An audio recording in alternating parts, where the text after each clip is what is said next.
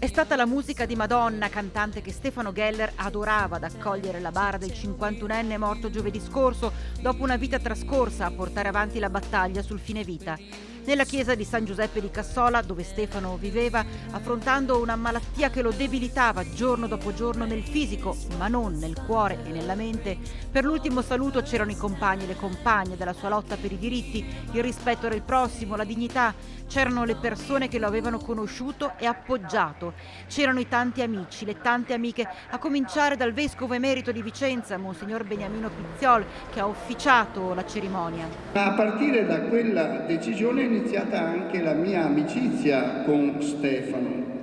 I nostri incontri, il nostro dialogo, improntato sempre sul rispetto reciproco, lo voglio sottolineare, sul senso della vita c'era una grande consonanza. Era il mio migliore amico, da sempre. E adesso porterò avanti la battaglia a modo mio. Lottava per la libertà, è stato detto da più voci. Stefano, io che l'ho conosciuto, era prigioniero del suo corpo, ma ha vissuto liberamente, ma soprattutto ha vissuto per la libertà altrui e questo gli fa onore. Se ne va fisicamente, ma non se ne va il suo ricordo, la sua opera e tutto quello che è stato. Stefano Geller è stato un leader con l'associazione Luca Coscioni delle battaglie per i diritti delle persone con disabilità, per l'accessibilità delle spiagge, per l'assistenza sessuale, ha sfilato al Gay Pride.